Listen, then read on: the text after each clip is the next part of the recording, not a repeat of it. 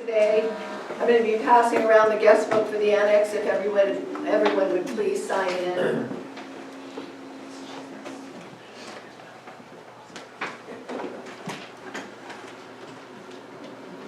So my name is Linda Adams, and let's see, this is our first history talk for 2023. Yay! And we have this morning Dr. Mike McCoy here to talk to us about the Kern Brothers and Western Destiny. I have a couple of announcements first, and that is anybody that didn't get your saddlebag for February, it is one of our very best issues yet. And we've got some extra copies here at the annex or over at the museum if you didn't get one. Be sure and take a look at it. Great articles. Charlie Gregory has a great article in there about William Landers, one of our pioneers from the South Fork.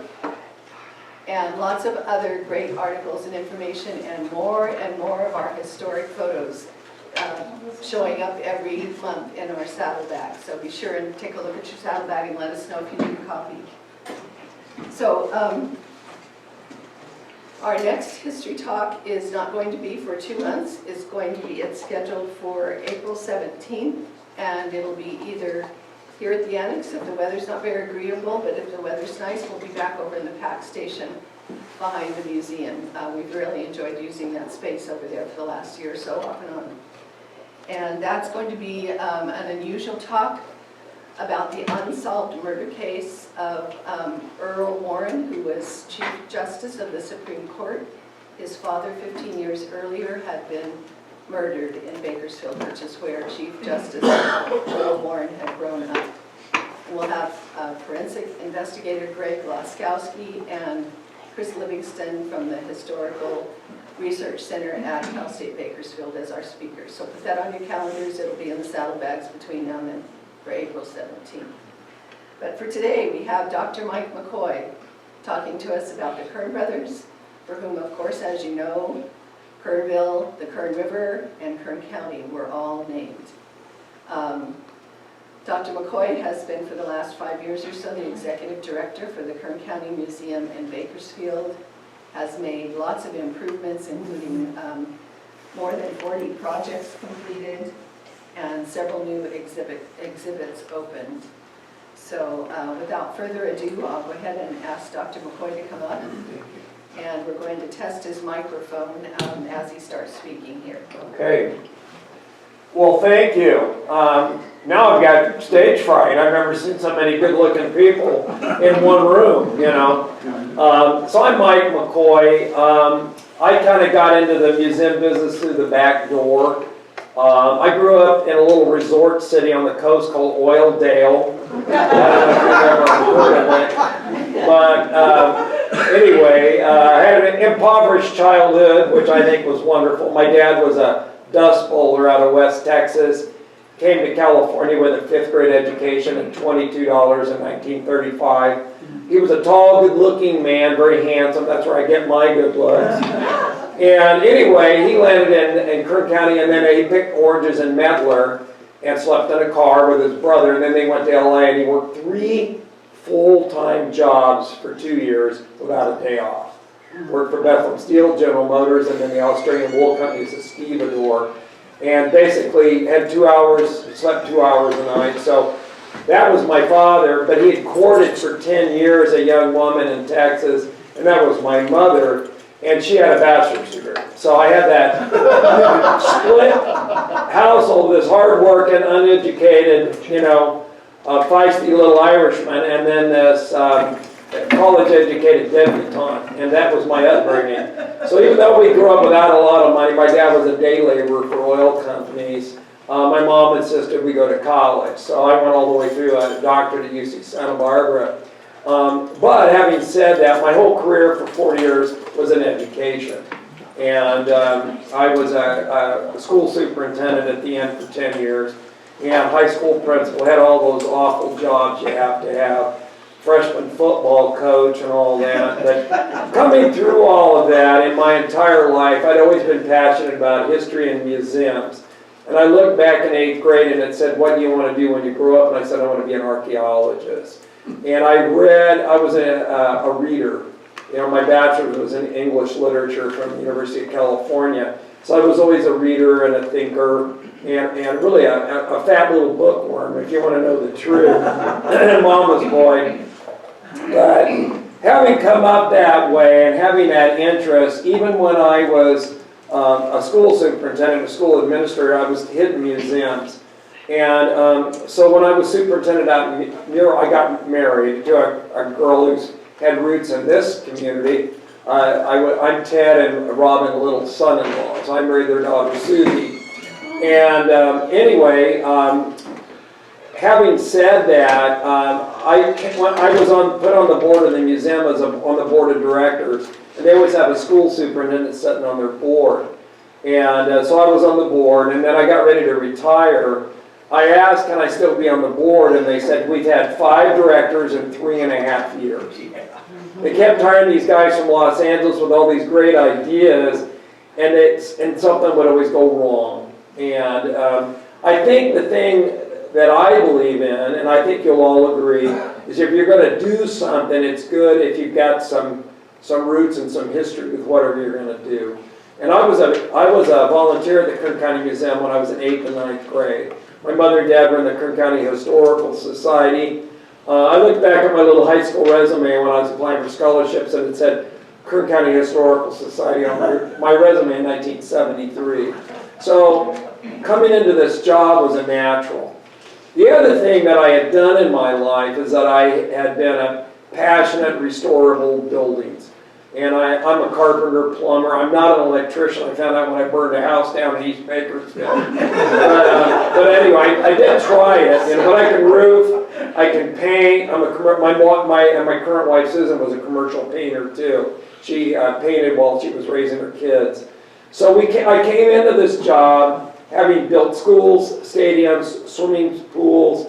Out eastern Kern, when I was superintendent out there, we did $200 million in construction. And I'll say that one more time. We did $200 million in construction in 2 years. The largest construction in Kern County for about a 20-year time period. I'm proud of that.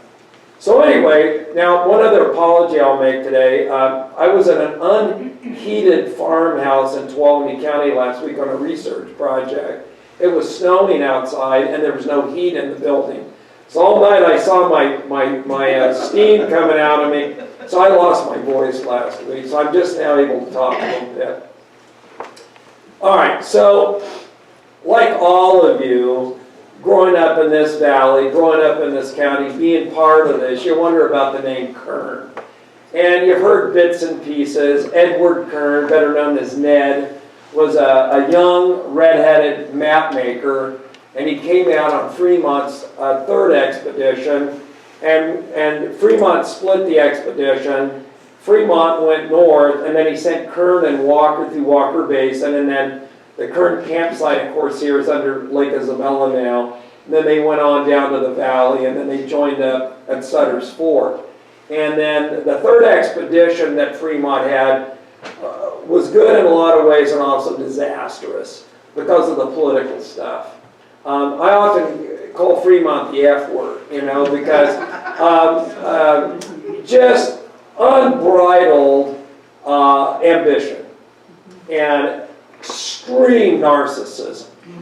And, Shakespeare said, anyone that loves himself will have few rivals. Yeah. So if you're in love with yourself, you're not going to have a lot of people loving you too. So, and that was kind of the case with Fremont, and just unbridled ambition. He was illegitimately born in the Deep South, patrician mother and a dancing instructor father from Canada. So he grew up kind of owing a lot of people favors, and that's how he got his career. And then he eloped with a very beautiful young woman. Her father was a United States Senator from Missouri. And so he made that political connection. And then Thomas Hart Benton, for the rest of Fremont's life, was his benefactor. And if it hadn't been for that, he would have been not even a footnote in history.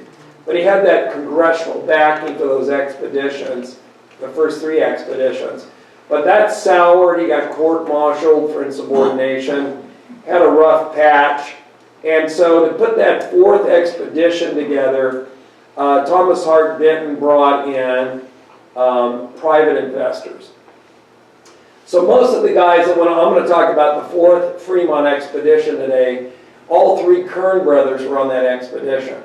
And the thing that's interesting is before, I think Kern was making, $4 or $5 a day on the 3rd expedition, and was very well remunerated for his services and had all these great adventures. When he went back to Philadelphia, he had all this artwork and incredible stuff, but he had been paid for that by the United States Congress. On this 4th expedition, the disastrous 4th expedition, these guys were just freestyling. They were there, they were in the hopes that when they got done with the expedition, they'd get paid. So, anyway, Philadelphia at the time in the 1840s was kind of the Athens of the United States. Boston had some of those attributions, but really Philadelphia, like they welcomed Jewish people. They had a very kind of welcoming, from its Quaker roots, atmosphere. So it became kind of a crossroads for intellectuals, kind of like Kernville is today. But there was a very, very active and intelligentsia community of academics. The University of Pennsylvania. There were different institutions of higher learning that were there. Now, an immigrant came over during the Revolutionary War. John Kern changed his name from a Germanic name. He was with Washington at Valley Forge, and that was Edward Kern's grandfather. And so his son, John Kern II, became the customs inspector in Philadelphia. Well, this was a really well sought after federal position because you could extort money from people bringing goods in. So they had a very comfortable, beautiful home in Philadelphia. So probably I should go to my slideshow a little bit. Let's see if I can get this thing to advance. Now, one of you guys had the magic touch on this thing. Just use it as a mouse, left hand. Yeah, you may need to put it on the, there you go. Here. There we go. Here. Okay. So John Kern, father, customs inspector. This is the family home that was in Philadelphia. 7 children. The mother was from an old Philadelphia family. There was money. There was music lessons. There was art lessons. There was private schooling. A really good upper middle class lifestyle in Philadelphia. Sorry about this. This is me probably. You didn't have any problem when you pushed it. Yeah, Okay. just use it as a mouse, just the left, left push it. Uh-oh. There. No. What's the problem? It's You're moving opening things things. on the Working over computer. here on the computer. You're moving things around on the The computer. laptop screen is changing, but That's Yeah. weird. Yeah. The projector. Well, We love technology. so when I was a young boy in Oildale, no, I'm just kidding. If you don't mind, I'll let you advance from there. What do you think? Is that okay? We could. That's too bad. So let's go to the 3rd slide, which is after John Kern and the family home on Crown Street.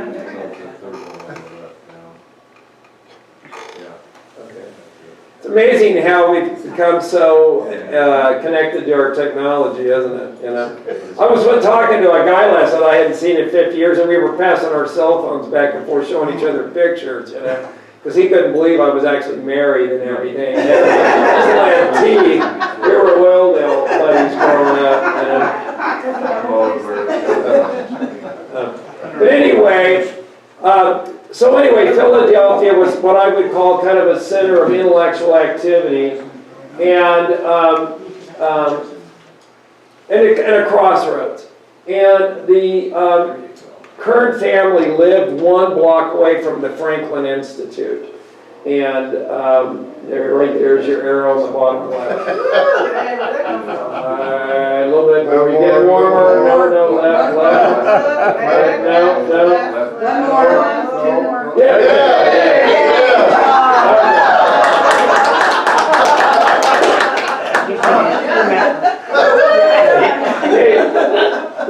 Franklin Institute was a secondary, post-secondary institution. It's still there today. And there were a lot of very, very famous scientists kind of rolled through the doors. So all of the Kern boys, it was a male operation, post-secondary, secondary, went to the Franklin Institute. And just two of the guys that were kind of famous that rolled through there was Joseph Letty, who got a lot of criticism as a paleontologist because, according to very conservative evangelicals, dinosaurs didn't exist. So he had to poke holes in that theory. And then Joseph Carson was a botanist, and he's famous for connecting the dots between botany and pharmacy. So he compounded all these pharmaceuticals and became kind of the first botanical pharmacist. So these are two, like, you know, if they were alive, if they had been alive today, they would have been Nobel Prize winners. Okay, the next slide.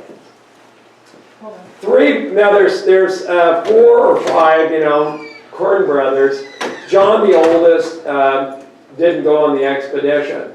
But when Edward came back, enamored, excited about this, you know, year and a half that he'd spent in the West with all of his drawings, specimens, he came back, presented to the Franklin Institute, kind of like what I'm doing today, in this institute. Benjamin, who was a doctor and a graduate of medical school, was in practice in Philadelphia. And then Richard was also a very accomplished artist. Edward, who was right, you know, a few miles from here, convinced them to go on the next 4th expedition. Now, going out and seeking private support for an expedition, there had to be something there for the funders. So the angle was that they were going to go on this mythical parallel line and put a railroad route through the Rockies. And this was in northern New Mexico, southern Colorado, and they were going to put, you know, the Transcontinental Railroad, Fremont was going to put a route through there. And in order to do that, he had to convince the investors that you could have a winter, it would be passable in the wintertime. So his brilliant idea was to go to the parallel line and go through there in the winter to prove that it was passable in the wintertime. And of course it wasn't, you know. So, but anyway, Benjamin signed on to be the doctor. Richard was a very accomplished artist, in fact, even more accomplished than his brother Ned. And Ned had been taught cartography from Fremont on the 3rd expedition and learned how to navigate and do maps. In fact, he did maps every night when he got back to his campsite. So they got on the expedition, they leave St. Louis, they get up into a staging area, and on this expedition were 40 different men, well-equipped, pack mules, you know, cans of portable soup and lead containers, which I'm sure was a good idea. And all the medical supplies Benjamin needed, including an amputation kit. Lots of armaments, you know, and they were very well equipped, very well stocked, and they got there, and it was a ragtag group. You had a lot of people that were 1/4 of the expedition, maybe half were Westerners, guys that were experienced people on expeditions, hunters, trappers, you know, mountain men, for another term. The other half were kind of more on the intellectual side of things, like the Kern Brothers. These were young, hardy men, but, you know, they were university guys and were there for the scientific angle. Well, immediately on the trip, it split into 2 to 3 groups. And Fremont aligned himself with these rough, kind of woolly Western types. And so pretty soon, Benjamin, who was the doctor, was made into a wrangler, and he was wrangling mules. And Richard and Edward were given these very routine tasks like emptying soil buckets, digging latrines, helping prepare food, washing dishes, and they were very, very unhappy. And Benjamin in particular, the older brother, who was, you know, everybody in the expedition respected, Fremont did not like any challenges to his limited intellectual ability. So they got into it immediately. And he punished Benjamin through most of that trip by putting him in charge of mules. And so there was lots of letters that were later found, one at the University of New Mexico that was an unnamed letter. It was found in the 1980s. And after they analyzed this letter, they figured out it was a letter from Benjamin to his sister Mary, complaining about having to take care of the mules. Okay, next slide. So you have to understand that during this time period, I can't really equate this with anything other than when I was a boy, and you guys were young, most of you, there was this big push for outer space, excited by first Sputnik, then John F. Kennedy, and the rush to get to the moon, and and then we finally landed on the moon. And that was that same kind of fervor that kind of colored and articulated American life, and that was the same thing with Thomas Hart Benton, the senator who was Fremont's father-in-law. This push to destiny. And, let's go explore the West and the unlimited possibilities of manifest destiny and connecting the two coastlines. Okay.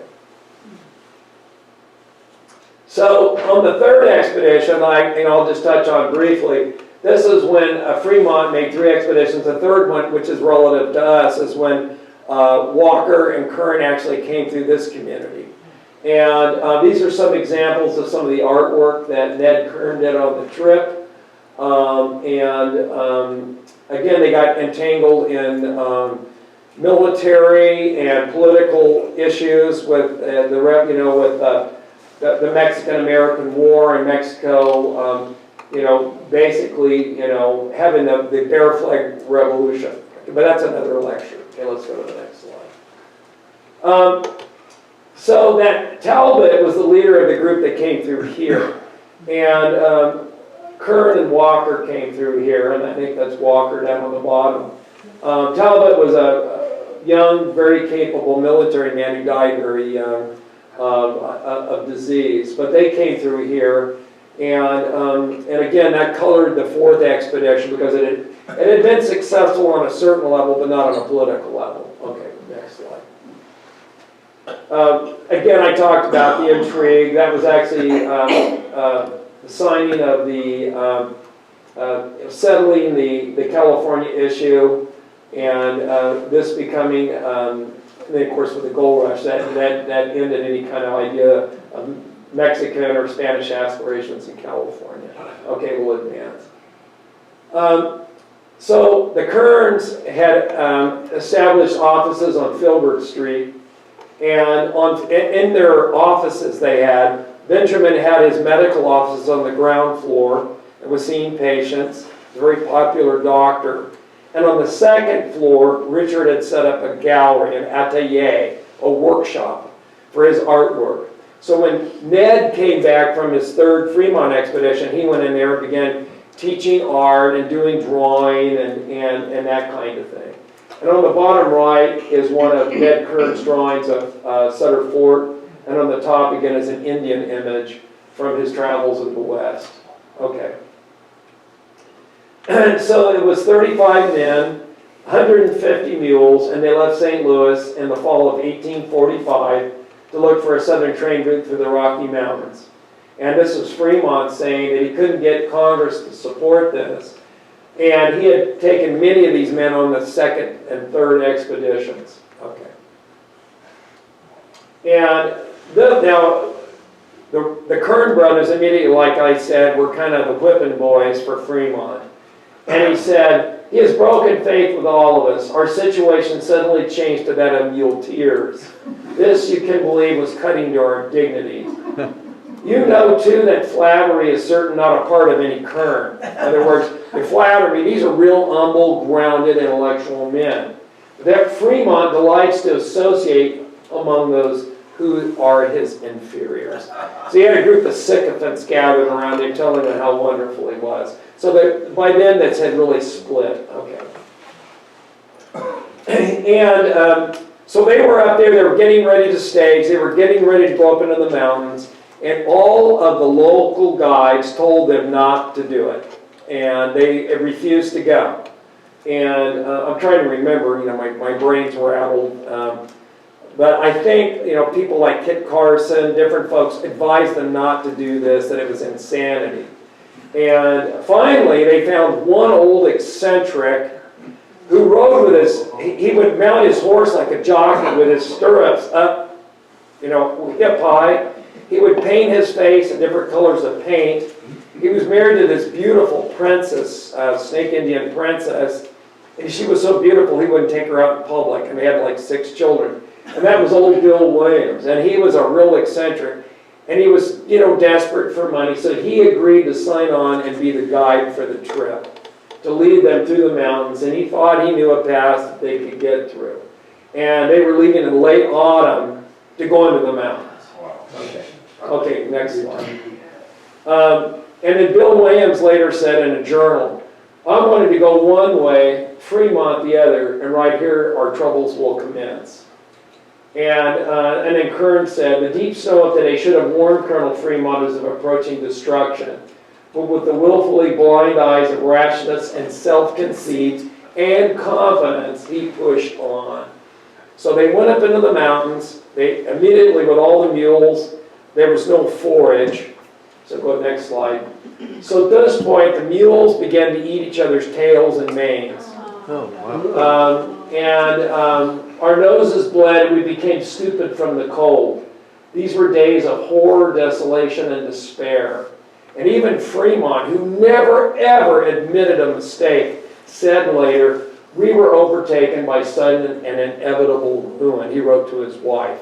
And that was the one time that he admitted that this 4th expedition had been a mistake. Okay. So what happened then was they found themselves in this desperate situation. They were up in this mountainous area and they found a cave. So they took, now remember, they had been writing and recording and drawing and doing maps, taking specimens of birds and animals and lizards all along the way. So they had all of these collections. And remember, that was why the Kern Brothers were on this trip. And that was going to be their currency when they got back. The drawings, the maps. That was why that was going to be their livelihood. So they had to cache it in a cave. So they put all this stuff in a cave and all the bulky equipment, the navigational equipment, medicines, some of the armaments, and about $12,000 to $15,000 in gold coins were stashed in there, and that was what they were using to buy things along the way. They cached those gold coins. And the Kern Brothers, the Kern party band, it broke into 3 separate groups.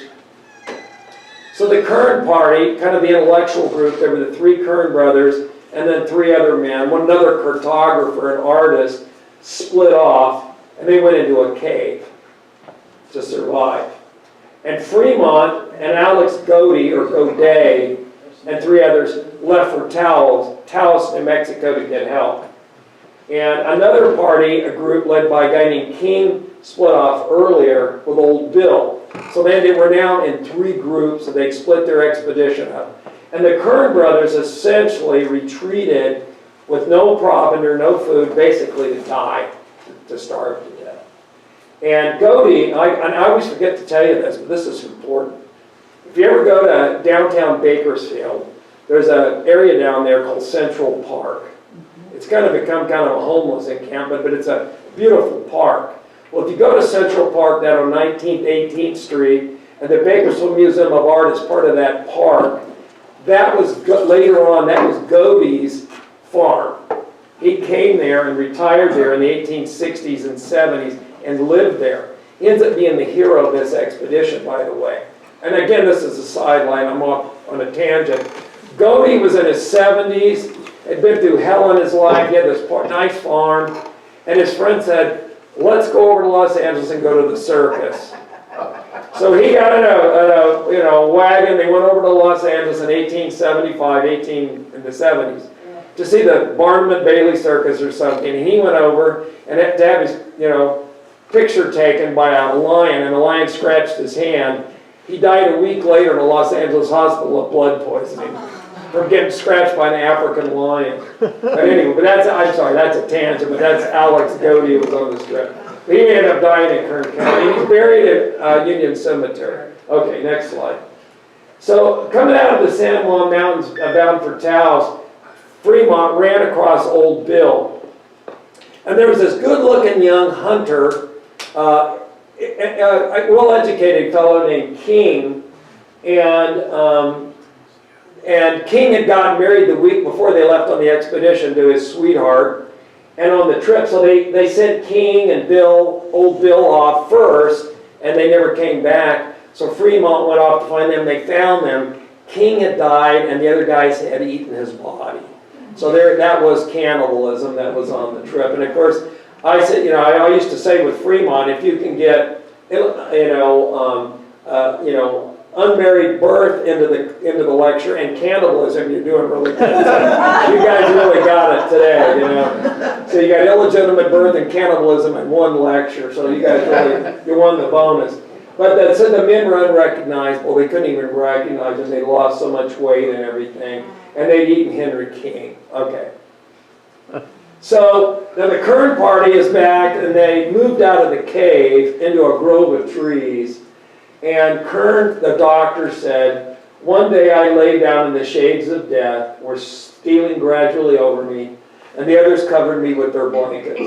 There I lay till sundown. I made an effort to rise, and I crawled in my sack, and I took out 3 to 4 inches of lash rope."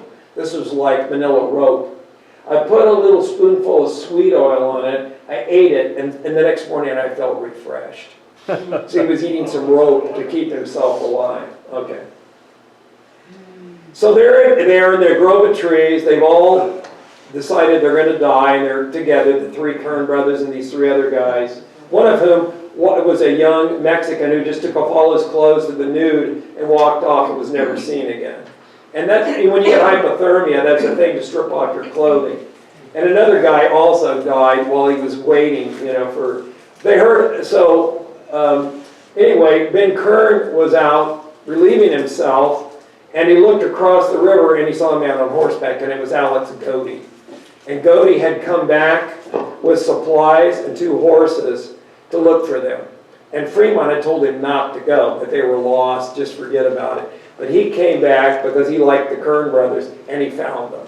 And so they immediately slaughtered one of the horses. It was a mare. They slaughtered the mare, cut her up, and they had a big barbecue. And then soon as the Kern brothers ate, they all vomited because they hadn't had food in 2 weeks. They hadn't had any food. And Godey said, "I am damn glad to find you alive." They said Godey bought bread and meat and cried, and some of us trembled with joy at the sight of it. Okay. So, on reflection, that old saying that defeat is an orphan, but victory has 100 fathers. And that's really what happened here. When they got back to Taos, they finally got everybody back there. And of course, the Kern brothers hated Fremont's guts at this point. Most of the expedition hated Fremont. He also didn't pay them like he had promised when they got there. They'd lost all their drawings, all their maps, all their medical specimens were up in the mountains and the sand logs buried in snow. They get there and they got nothing. And the 3 Kern brothers are in this little hut, and they had a flea infestation. So they're sitting there, no writing materials, no drawing materials, they're covered in fleas, and they are very, very miserable. And Fremont blamed Williams for the tragedy, even though all of the participants later recorded Fremont was the one that argued with Williams on the whole trip, saying, "No, we're going to go this way, we're going to go this way, we're going to go this way," and he kept saying, "Don't, don't, don't." But he said, the error of our journey was committing and engaging this man, Williams. And then Kern said, Fremont has broken faith with all of us. And Kern, the brother, the artist, the middle brother, said, "I cannot in justice speak of events without tracing them to their causes, and I would handle the subject ungloved." That was as bad as he could say about Fremont, because he was such a gentleman. But, everybody pretty much knew that it was a disaster. But what did Fremont write later? The result was entirely satisfactory. 11 men died out of 40. It convinced me that neither the snow of winter nor the mountain ranges were obstacles in the way of the railroad. Well, that railroad was never built on that parallel line. It was impossible. But that was his takeaway from the journey. Okay, next slide. So because all of their livelihood, all of their treasure was in that cache in that cave, Benjamin, I mean, he was covered in fleas, him and old Bill said, we got to go back and retrieve the drawings, all that stuff, the gold and all of that. So they went back to do it. And while they were back, there was a week before that, some Ute Indians had been attacked by a military group and had been slaughtered. So some young Ute braves went out on the warpath, and of course they ran into old Bill and Benjamin, and they killed them without knowing who they were, because old Bill was a friend of the Ute Indians. He spoke their language, and they killed him before he had a chance to announce himself. So they were killed on that trip. And Benjamin's body was never recovered, but when they back, they did find old Bill leaning up against a tree, and he was shot full of arrows. And when they went back to get those drawings, everything was gone out of that cave later, but pieces of it would bubble up.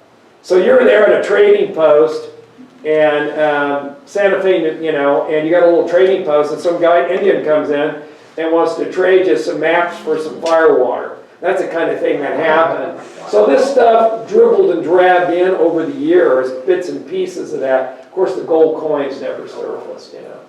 And some of the scientific specimens also emerged over a period of about 2 to 3 years. Okay. So they lost Benjamin. They went back home. Richard and Ned, aged beyond years, worn out. They went home again, recovered, did a bunch of drawings from memory of what they had seen, and then they were engaged again over a period of 2 years to return to the West. They spent 2 years in the West together as a team, doing art, map making, working with different military expeditions, and Richard's drawings are absolutely extraordinary. Most of them in the collection at Yale University.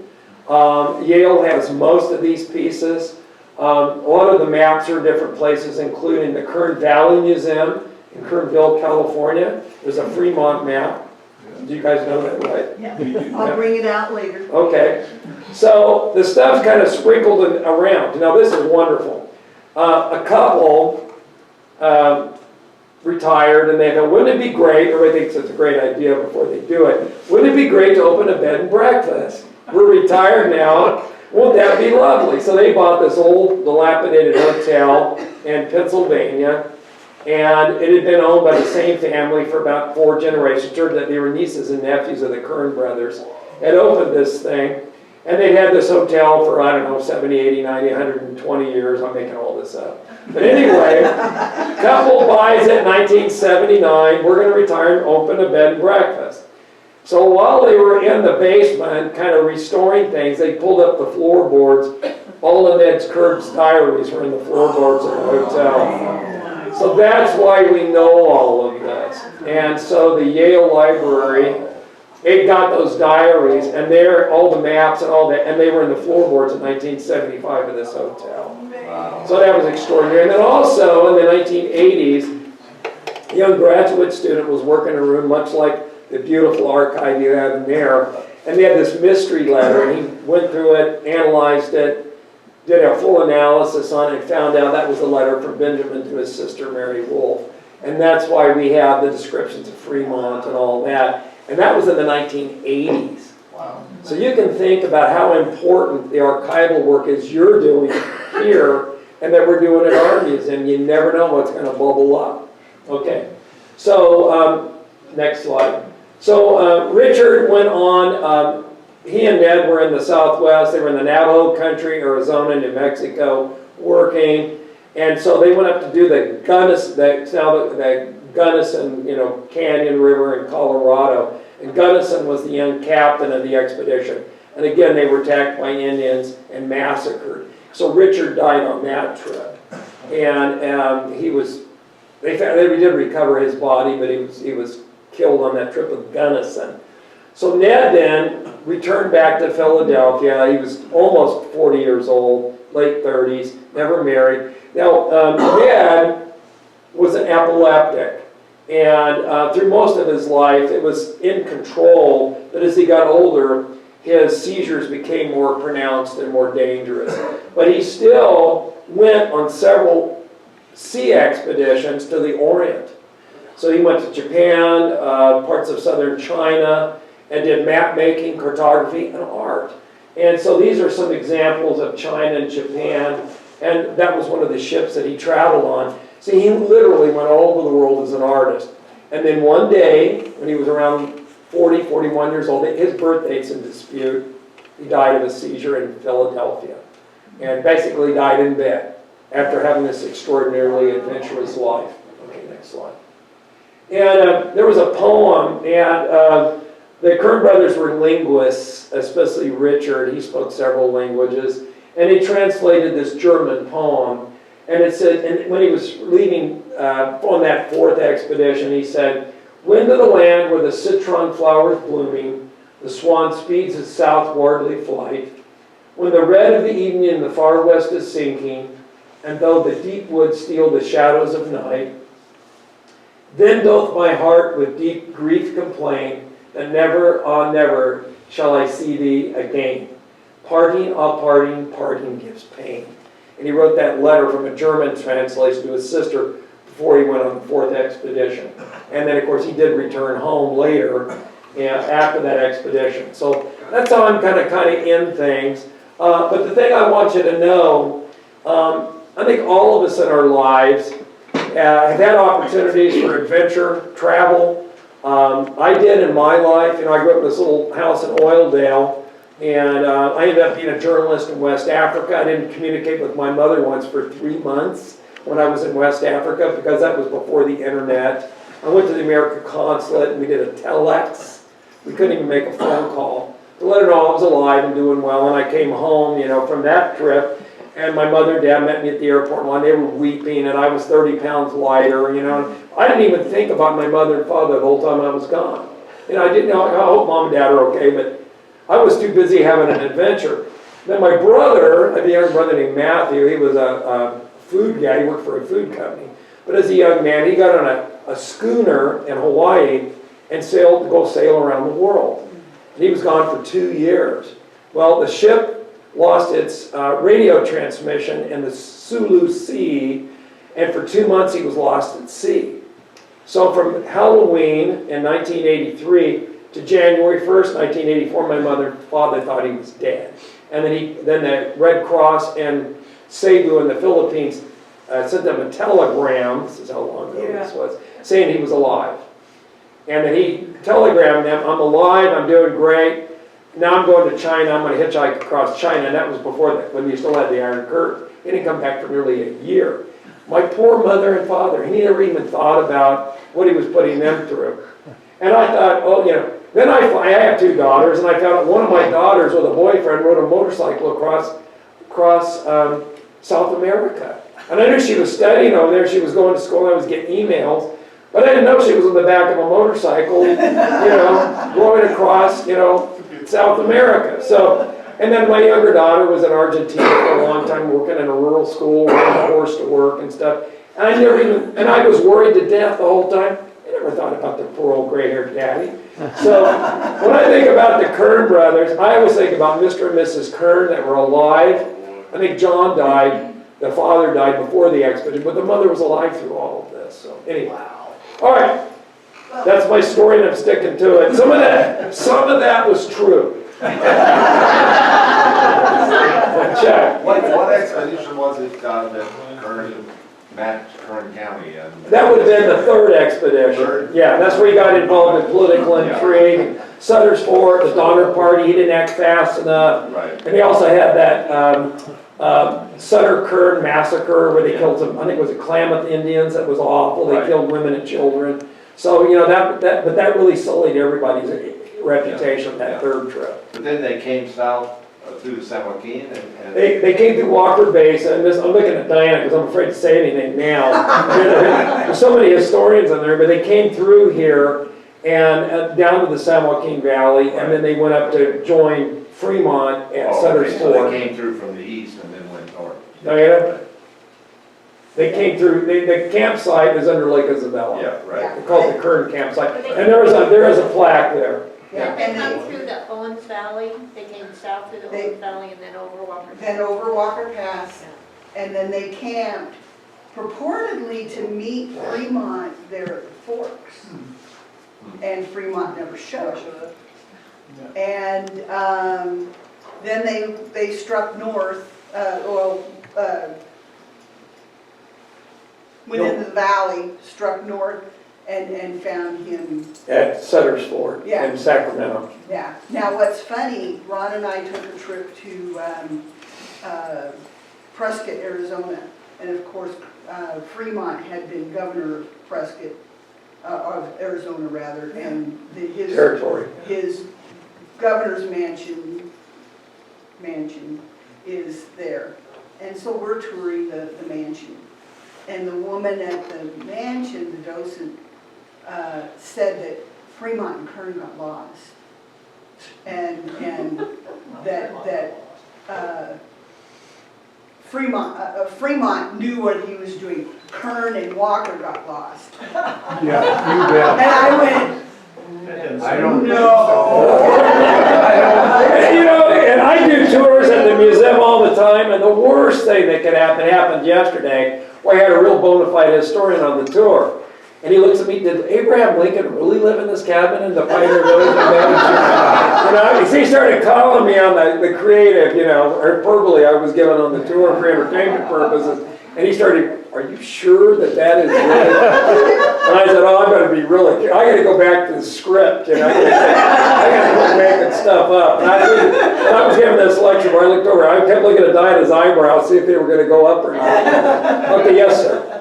So in your story, there's one missing element. Who decided to name all this stuff after these people? That was Fremont, because it was Rio de San Felipe.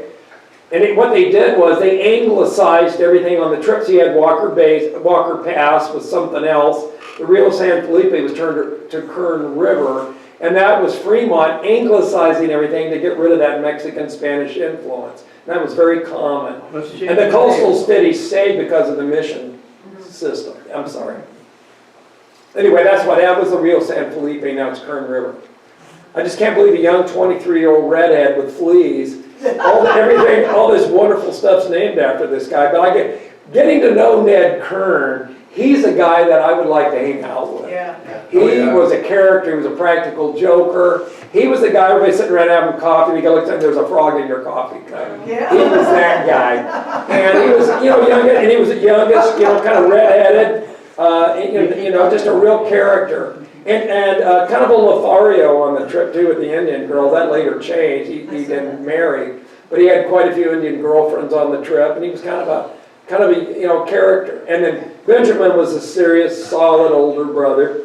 Richard was the artistic type, and so it was. I would love to have a drink with those three guys. Yeah.